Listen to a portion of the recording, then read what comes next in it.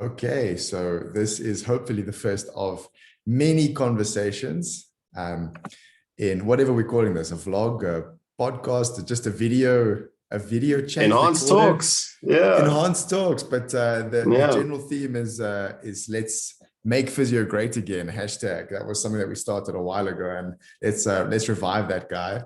And it's me, Nick from Enhanced Physio, and today I've got one of my oldest and bestest friends in life and in physio, Mr. Andrew Coppin, head of medical at Cape Town City, all-round good guy. What more can I say? OMT, physio, masters, physio candidate. Master's candidate, yeah. The Just longest finishing off the masters in the thesis. world. Yeah. Just finishing off with the man who knows the literature inside out because you are neck deep in it. Yeah, Andrew Coppin, thank you. Fantastic to be here. As you can see, I'm here coming you live from my hotel room. We're currently in Joburg, just flew up yesterday for a game here. And yeah, we're going to be away for the rest of the week. So we're all strapped in, but we're taking the show on the road from the beginning. So life on the road. I think that is exactly what sports physio is all about. It's a public holiday. You're sitting in a hotel in your work clothes. You got a game later on. I'm going to work a little bit later on as well, although it's not as glamorous as being a pro sport physio, but this is what it is in sports and just NMS physiotherapy. Drew, maybe just kick us off and say, is that a problem? You know, it's like maybe overhyped and like underhyped at the same time. I think coming back to your thing about the public holiday, the only time I realize there's a public holiday is when I'm driving to work at 6 o'clock in the morning and there's no traffic. And then I kind of realize, oh my goodness, it must be a public holiday or it must be a weekend. But yeah, in professional sports, you don't really have those luxuries, should I say. So I think coming back to also what you said about it being glamorous, I think it's more glamorous from the outside. With us growing up, pretty much our careers were sort of parallel for a large stage with us kind of getting involved in professional sport. And when you're young, you will sort of sell your soul just for the kit and to be at a live game. And that changes very quickly as you kind of spend some more time in the game and your personal life develops. Obviously, we both have new families and young families at that, and you start having to think about the bigger picture as well. So yeah, professional sport and the high performance environment does take its toll on us as individuals, but also us as family men and providers as well. So it's a multifactorial beast, should we call it? Yeah, Andrew, what do you think? What do you think in terms of a lot of our friends have sort of got to a ceiling in professional sport in South Africa where they then stop because of a lot of those reasons. Do you think there's anything that the industry could do or like clubs, teams, organizations could do to kind of keep really topics? And I think we'll have these conversations in the future, but just people that we know who are world-class clinicians, masters, graduates, etc., just find that really unsustainable. How can we change this on an industry level? I think it's so difficult because, I mean, one of the things that I always tell you, the overarching principle of team sport is every man for himself. I think that's something we kind of joke about all the time. And It's difficult because as the only health professional at a seemingly professional sports club, it's up to me to kind of, not sell my soul and also make as much of an impact for physiotherapy from my own standpoint. But I also have to demand respect for my profession. And by each of us kind of demanding respect for ourselves and knowing our worth and asking for what we deserve and, negotiating for what we deserve, we can kind of raise the stakes of physiotherapy as a whole. But we get these clinicians, again, you'll always have the younger guys coming through. You'll get these guys that undercut the guys that have been in the game for a while, and you're just kind of devaluing your profession at that. And I think when you're young, you don't realize that because you, again, happy to do it just for the kit and a couple of free meals, and you're undercutting someone that's spent a lot of time and has put a lot of time into the game. And by doing that, you actually undervaluing your whole profession. So we actually all have to kind of band together and say, look, we know our worth. We value what we do. We actually provide a valuable service. All the literature shows that. And we deserve to be remunerated and paid what we deserve. So I think until we all buy into that, it's going to be difficult for the whole profession to move forward. I think what you said, those people that have reached the ceiling were the guys that we look up to in the profession. If these guys are falling out almost at the top of physio, imagine how many people are just treading water in the middle of the shark tank, if you will. Yeah, absolutely. I think that's probably one of the things that started the two of us having this conversation, that it's our friends and like good colleagues and people that we respect a lot that are, you put it so nicely there, falling out the top of the profession. So you can only imagine what's happening on the ground floor. But let me give you an interesting sort of just piece on that. A colleague of mine who also chats really nicely in this sort of line, we were discussing, he went to a conference and it was bios, sports scientists, S&C guys in a particular sports body. And he brought up the topic of remuneration, and it seemed to be such an uncomfortable thing for a lot of people to talk about. And I definitely think it's the same thing in physio, in sports physio. You know, how do we need to start like our own little sports physio union or something where we can, like, do you know what I mean? Fight for what's right, because like you say, we're never going to get anywhere if it costs, for the experience level of someone like Andrew Coppin. If I come in and pitch at 25% of that, yes, I maybe work for a year or two, but it creates the impression to the sporting bodies that 25% of what Andrew is what the profession is worth. A physio is a physio is a physio. Never mind the years of experience, your qualifications, even just your interpersonal skills that you develop. And you know what I mean? So how do we get everybody on the same page? Or does it just start with a conversation? I think it definitely starts with a conversation, and it starts with sort of everyone, like you say, banding together, and like you say, maybe making a union just so physios don't feel alone. And I mean, I'm sure all the people you've spoken to, we've spoken to a lot of people collectively and the same people, but we've obviously in our daily life spoken to a lot of different people, and we all feel the same.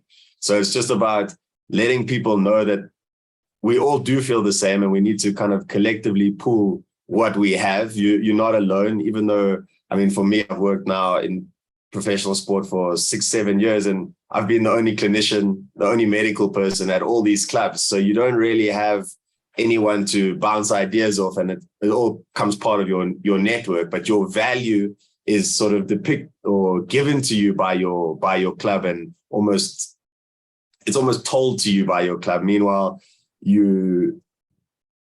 there's nothing you can do. I can't go and say, okay, well, this is what I'm worth now, because like you said, and someone will come undercut you. And yeah, life goes on. That's one thing I've also learned in professional sports. As valuable as someone can be to an organization, and you can prove your worth season after season, eventually someone else will come along and life will go on. There's another 40 people here that'll just pick up that, and the train keeps rolling. So I think that's where we had a disadvantage. I think it's just an interesting thing on that, and something that I've spoken with Brett Phillips and just some of my EduPro lectures about, just the amount of graduates leaving universities every year. And I'm going to give you a scenario. Imagine, I don't know the exact number off the top of my head, but imagine there's 10 universities that offer physio around South Africa, and they each have 30 graduates. It's definitely more per year. That's 300 per year. By the time you finish ComServe and go into private practice, think how many people have entered, right? And now we are, like you say, almost 10 years out or something like that. So think of literally 10 years. Yeah, so that's like 3,000 people in that time that have entered the profession. So like you said, the train keeps moving. There's unfortunately always someone that's willing to come in. But I don't know, maybe it's a generational thing. Maybe we weren't patient when we were younger, and we sound like these old bullies now, but we definitely look like these old bullies. Or we dads and all sorts of things, but we like in the middle. Do you know what I mean? There's a lot of people that are older than us that we still look up to, and there's a lot of people that we like the middle child. We got middle child syndrome at the moment. Yeah. But I think we don't stop enough to think of the context of, what's actually happening in the industry with the amount of graduates of things, and how many of those people can actually have opportunities in sports, and just the lengths and the crazy things that this situation causes people to do. Like, you hear some of the most bizarre like business models, and people who have like just graduated are owners and partners in all sorts of crazy things. And when I hear that or see another Instagram page pop up, I'm like, okay, good on you. But you know what I mean? It lasts for like 6 months, a year, and then what? And we don't realize that, what does that do to our industry as well? Do you know what I mean? It's become a profession where you can't be a breadwinner in. Yeah, we were the same. I think we're not looking down on people that start practices early. I think our first business was CP conditioning, if I correctly, and we're not looking down or for lack of a shitting on these people. I think there's always going to be great physios coming through, and there'll be physios that are better than you and I. But all we're saying is, as a general overarching principle, we need to think of where does our career as a physio go. You can be audacious in the beginning, like you say. We're in this kind of middle child syndrome where we see the bigger picture now. We see all these youngsters coming in, and we're kind of looking to where we go in the future. And we don't want to become one of these, or for me especially, I don't want to become an old timer in a OPD working for someone, just putting a hot pack and tens on a patient again, where we kind of started as a brand new graduate. And I think that's what kind of happens to people. You start out with all these good intentions, you get to the middle where you start becoming a bit disgruntled, and then we've got two choices. We've either got the choice to push forward and in our own way kind of drive the industry forward and make a difference, or we just kind of progress with the rest of the people and eventually go back to where we were, and it kind of comes this rabbit hole or vicious cycle.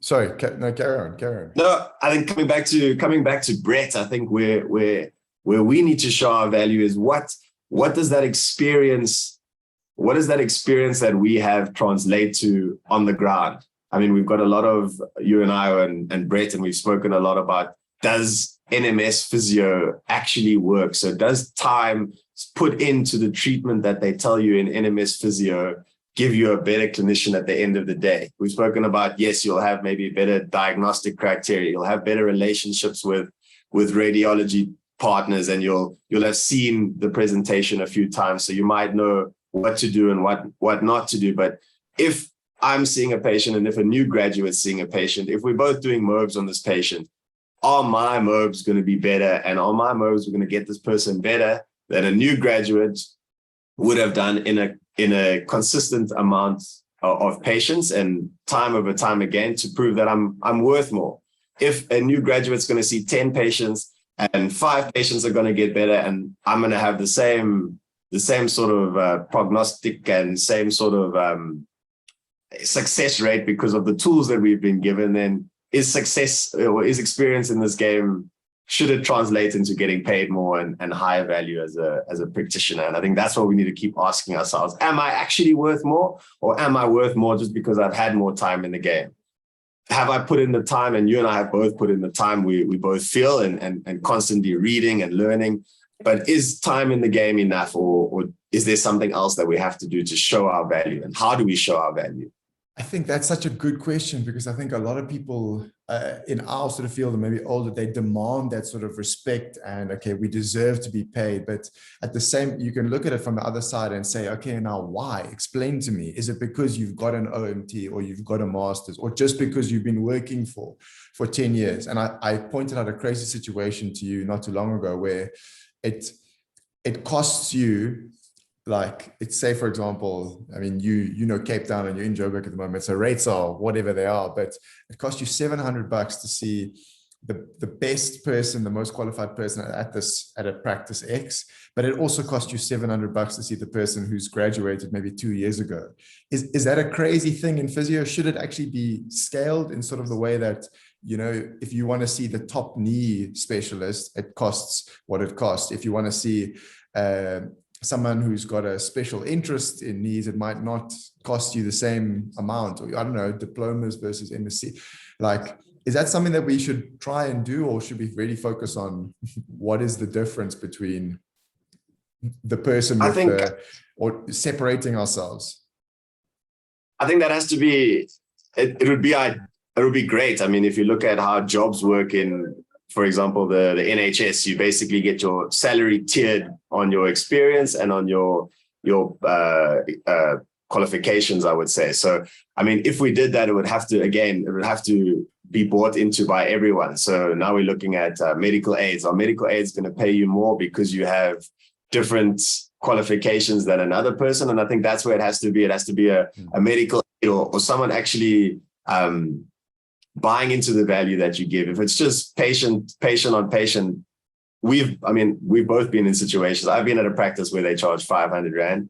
When I was a lighty and I actually worked here in Johannesburg, we were charging 750. That was 2014 for a home visit. I don't even think people in Cape Town are charging 750 now. So it also comes back to your access and your marketing, and people have to think that you are worth that 750. Yeah. But like you said, is a new graduate working at some old Tiny's practice worth more because she has better marketing and a footprint, or is it actually to pay that 500 to the lighty? And does it make a difference to the patient? Yeah, absolutely. I think these are questions that I think as an industry, like, we have to just keep asking ourselves to figure out. And I just say to people, set your prices at whatever you set them at. That it's much of a muchness, but make sure you're delivering at that level. Like, if you know 750 is at the upper end of where you are, and then you're hot packing and tensing, 4 people in an hour, like, yes, you're making money for the short-term period, but you're also running our industry into the ground. So, but like you say, it's much of the sort of, because we don't have these big conversations as an industry, it becomes like the team sport. We're in this, but it's actually every man or woman for themselves type of situation. It's really crazy. Drew, coming back to just the cost of services or whatever. And I think herein lies the rub. A lot of people get disillusioned a lot of professionals get disillusioned by the industry, because you say you do an OMT, you do a master's, and then when you look at the treatment notes of someone, you pick exactly the same treatment notes but I feel like, for me personally, maybe I'm just justifying it to myself, there's a lot of detail in that process that is not necessarily on the billing sheet. You know what I mean? The way that you control the session, the way that you make someone feel comfortable, the way that you set a plan in order, the way that you prescribe exercise. It's prescribing exercise, taking through some exercise, it's a 501 code, blah, blah, blah, whatever. But the way I do it and cue someone, and my experience into how many reps, sets, frequency, the greater context of how that fits into a training load, and the patient goals and their sort of level of competence or autonomy, you know what I mean? There's so many details in it, but I feel like that gets completely brushed over working in the, just the system that and I feel like that deludes a lot of people, where they say, 2 times or 3 times 10 glute bridges is not fixing someone with ITB, or, you know what I mean? And they just write it off and they say, exercise doesn't work. Ultrasound has no evidence. EMS doesn't work. But it's not, we're working in the medical field. It's a lot more complicated. Like, my whole thing is that people must think a bit deeper about these things. And how like you say, you're driving your whole industry down by doing that. But the flip side is also true. So by you taking responsibility for every single patient that you have, and we know it's also difficult. Some patients take a lot more energy out of you, and where you are in your day also is the amount of energy that you have. But you need to realize that every patient you see and every bit of energy that you're putting into prescribing those exercises and getting that patient's buy-in, to try and show them that, like, I could rub you for half an hour, but I'm going to spend 15 of that minutes just prescribing exercise to you that's actually going to get you better. That person is going to have a better view of physiotherapy as a whole and go tell their friend. And that's how, obviously, word of mouth works. So you propelling your brand forward as Nick Pereira. I mean, you must go see this physiotherapist, Nick Pereira. And then slowly you can obviously start charging more, because you are more sought after as a individual clinician. But that'll also drive up physiotherapy as a whole, like I said. So as a team, we need to work individually, because if you're just putting hot pack and tens, you're going to do the opposite again. So for every 3 physios, if 2 of them are doing the right thing, we can kind of propel the industry forward. But if 1 out of 3 people are the only guy that really taking their patients seriously, and the rest are just in for a quick cash grab, the whole industry is going to going to decrease. And then you'd rather go see a bio for 500 Rand. He's going to give you exercises as well. I think bios are also frontline practitioners now from what I'm seeing from the HBCA. So there's so much confusion. If we don't know what's happening, patients don't know what's happening, and they can be solved. So it's every man for himself, but by every man being in it for themselves and having the right ideals and having the right goals for the profession, we can actually lift the whole profession. But it takes everyone. Drew, you mentioned something about the NHS there. Like, what do you say about the disillusioned physios in South Africa that opt out and go into try and work in other countries because they just believe that it's better elsewhere?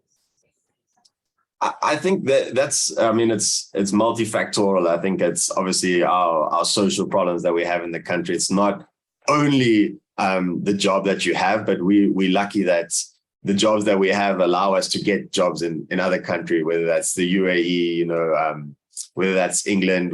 We have this ability to move, whether it's Canada. I know that we're looking for physios now. So I think physio gives you an in those countries, but I don't think people are necessarily moving just because they are disillusioned with physio in the country. I think it gives you a tool, and it's a nice thing. That's the thing we always speak about as graduates in physiotherapy. It gets you a good entry into the market, but there's that definite ceiling. So I think people are running away. I don't know if they're just running away from their career prospects, and grass always looks greener on the other side. But speaking to physios that have gone over there, you go from hot packing Tenzing in South Africa for X amount of money, you move over there and you go hot pack and tens over there, you're going to eventually sit with the same problem. And then you're still sitting in an oversaturated, just because it's the NHS. I mean, we've both heard horror stories. You still wait for 4 weeks for an appointment there. You've got the same problems as you have in the government here. It's just got a prettier bow on it with a pound sign. So I don't think everything's all gravy there. And I think we both looked at moving abroad, but I think it's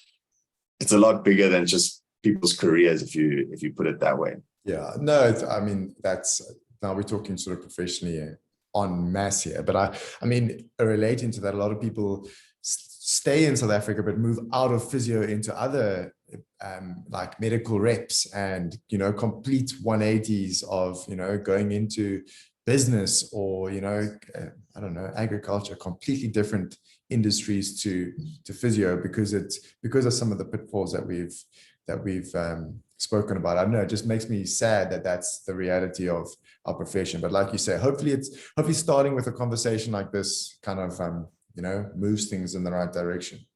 Drew, I want to take a bit of a topic change quickly. Let me just go back to our notes here. Let's sort of go back to more just sort of the sports physio, sports medicine industry thing here in South Africa.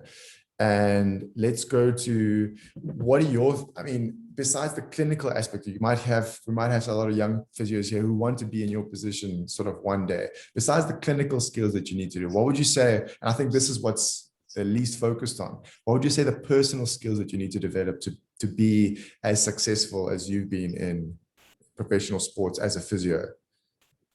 I think you need to, the things that I pride myself in, the values that I pride myself in having is first fairness. You have to be fair. You have a lot of different players. You have players that are earning a lot of money, and you have new players, and it's up to us to kind of make all those players feel equally important.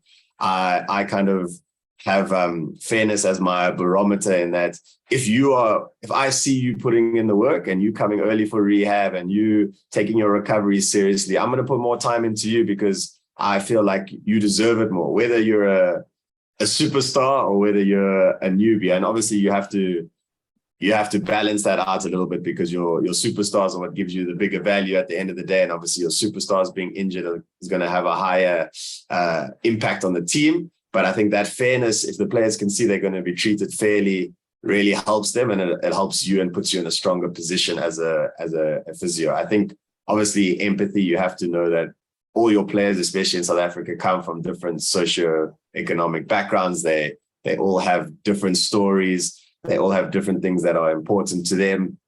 Everyone has a different home life. And for some of them, waking up, have to catch 2 trains to get to training. They're not jumping in their Discovery and just rolling down the road. So there's a lot of different things you have to take into account. But I think empathy, trying to find out as much much about the person, and they are not just a footballer, they're a person.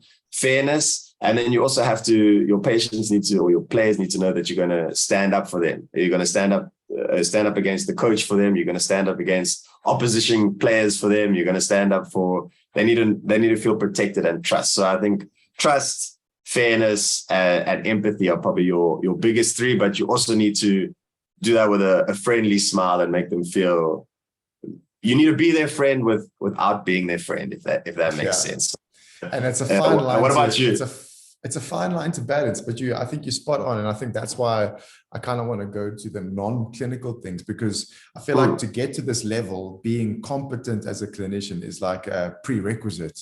If you're struggling with how to get someone better from, date of injury to return to back on the field, and you like, yes, GPS numbers, RPEs, long-term plans, working with those things are prerequisites. You can't, I don't know, I don't feel like you should be coming into the level and then figuring it out, just personally. So let's keep on like the soft skill sort of things. I feel like it comes down to it comes down to respect. And I think respect, in between yourself and the coaches, in between yourself and the players. And sometimes it's hard to kind of create that. But I think, again, if we take it another step closer, it kind of, respect is like how you treat yourself. Do you know what I mean? Do you pitch up on time? Are you neatly dressed? How do you speak to people? How do you treat people? Just like you sort of went to, I think those things create that relationship and rapport. And that's why, I mean, me and you caught up a couple of weeks ago when you were in KZN.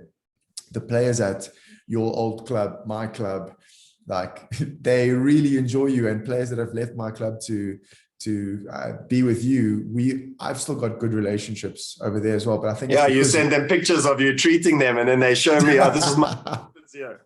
this is the actual best physio. Yeah, I feel like we both have that as a skill. You know what I mean? Where if you left City and went somewhere else and were to come back in years or work with the same players, you pick up where you left off. You know what I mean? But you hear these crazy stories of people in our industry, and they players talk, they complain, oh, this physio treated me like this, or this one only liked the favorites, or again, things that when we don't think about and talk about and be intentional about can potentially derail us as a profession. And it's an incestuous environment, I think, professional sport. When you come in and it's your first season, you see this team of yours, and there's these 30 players, and I'm very patriotic. These are my 30 players, and anyone else needs to get off, for the lack of a word. But I'm fierce about that team, and that's something that I've just always had. Like, you can't sit with us unless you've shown that you're part of this team, and then I invite you in with open arms. But if you spend time in a sporting environment, you'll see the players all these players know each other. From us, it's, oh, this is an opposition. But I mean, just having been in the league for 6 years, you've seen how crazy careers go. Someone can kind of fall at the bottom of a team like, say, Maritzburg, for example, which is a top 8 bottom table team, and end up 3 years later playing at Chiefs again. And it's just how crazy things go. So how you treat someone now can definitely come back and bite you again. Absolutely. But again, that's not the reason to treat everyone better, because it's going to hopefully advance you again in the future. But like you say, that mutual respect is so important. Once you lose respect, it's very hard to get it back. And I think a lot of people don't realize that. You're gonna have differing opinions. Some you coming from a point of science and trying to balance the team needs and the player needs, where they can't sit out for 6 months with a meniscus repair. But how do I tell a player that, hey, it might be actually better for you to get a meniscectomy and sit out for 8 weeks as opposed to your 4 to 6 months? What are your goals? So you actually always have to come back to first principles and know what is our job. Those lines get blurred very easily. And to make a good impression on your boss, I need to get that player to choose the shorter rehab time. But to make the better impression on the player, I actually need to give him everything, because heaven forbid he's retired in 4 years and he made the wrong decision there, and someone just had to whisper in his ear, hey, those guys at at City messed up your career. Because that pool of players is so small, you can quickly get a bad reputation as someone that just gives out pulls. And I mean, there's a few of the league. So back to demanding high performance, but to do that, you also have to tick your own boxes. You can't fly the high flag, but then not show the same.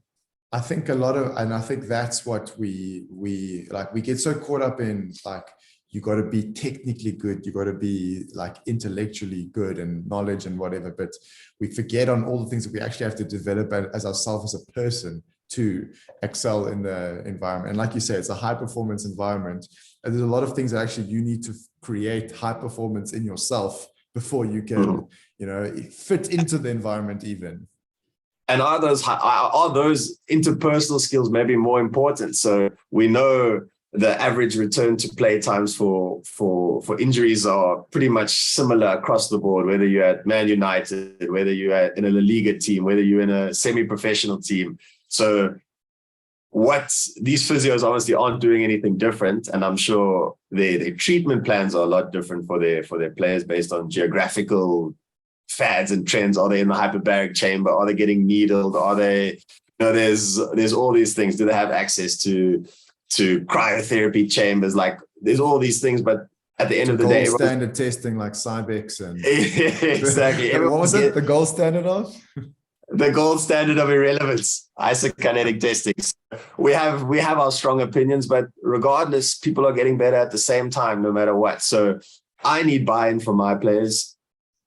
Your body's essentially going to heal itself. I mean, that's a horrible thing to say when I spent 8 years, and I know this is the longest masters in history, but studied for 8 years just to find out the body's going to heal itself. And it's up to me to facilitate that healing. And by me making you feel safe and trusting me is a big portion of facilitating that healing process. Are you going to trust me to optimally load your calf muscle per se? Yeah. Do you trust me to rest now? And that's going to come down to a lot more of you and me and what our rapport is than me giving you a 10-page study and saying, read here, this is why we're going to sit, and this is how many reps I'm going to make you do. You need to be honest to tell me what you feel. And if you disagree with something that I'm saying, I think placebo is a big factor. I mean, we hate to say it, but if you think something is helping you, it's probably helping you. If your body feels safe and your body feels trusted and your body's giving you the right vibes, I think you're going to heal better than if I'm telling you what to do and you don't believe in it. So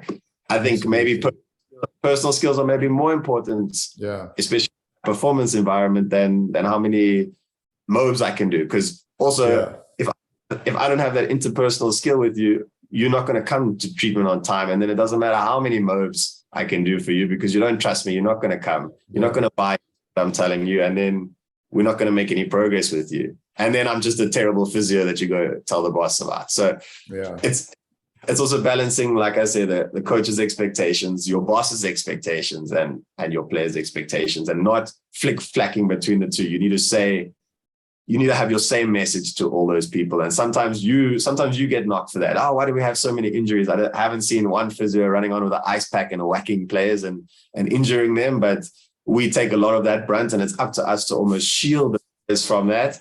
And it's super important to shield the players from that, and then also kind of guide the coaches into where the players want their rehab to go. So it's kind of just bridging that gap as well.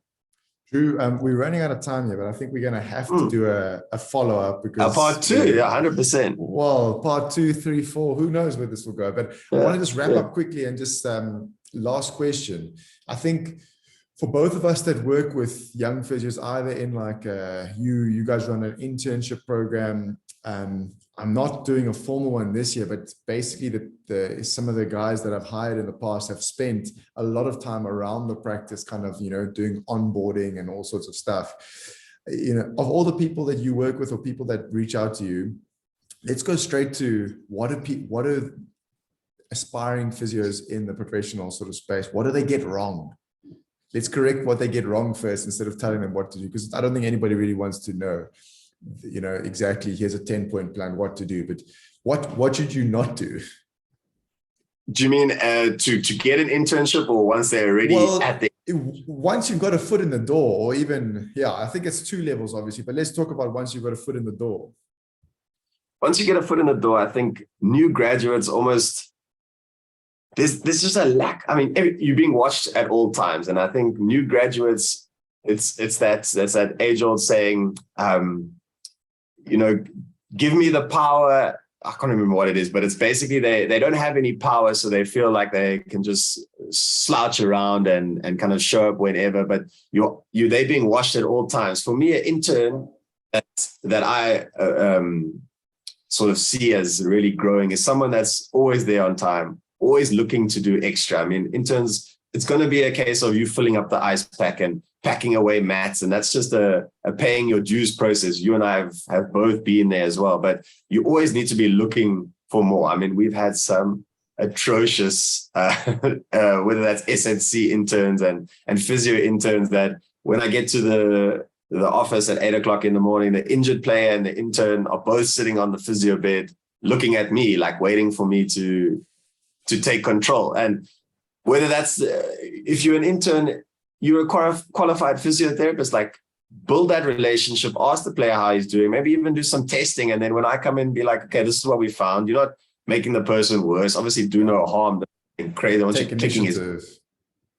some initiative. That's the word. But take some initiative and just show that you're happy to be there. If you get off, fetch something, we had a skills-wise the worst intern probably. But when you tell that intern to please go fetch something, the oak would run. And we almost kept him on just because he was keen to, and he would run and he would, always be in a good mood. As an intern, you have to show something. You have to show something different. It's a difficult environment, but you can't hang back and expect your internship to be turned into a real job unless you've shown some value. And the internship is in the door. Don't worry about looking too cool or not being too keen. Like this is your time to impress and to leave a lasting impression. I think what a lot of people forget about is that like lasting impression. And they also forget that like from our side of things, we see people come and go. So you know what I mean? If you've just got your foot in the door, as harsh as it sounds, you actually are quite expendable, because like you've heard us talk about now, someone else will be willing to do it. So how do you create that space for yourself? And it's a lot by doing, like just showing up, being enthusiastic, taking initiative. Like you've got the most amount of time and the least amount of pressure to work on yourself and ask questions, but it's actually scary how few people do that. And then we turn around and wonder why we are where we are.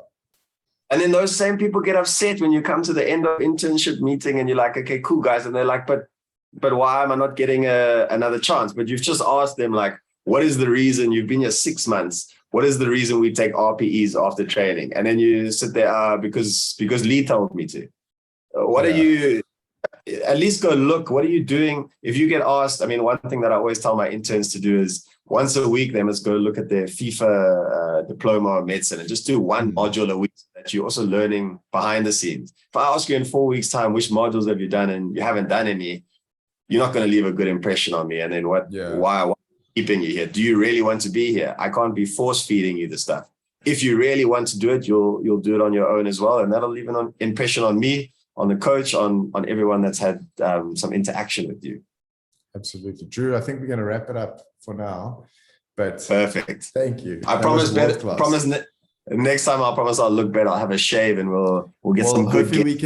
Hopefully we can catch you maybe in another hotel somewhere else. But good luck for tonight.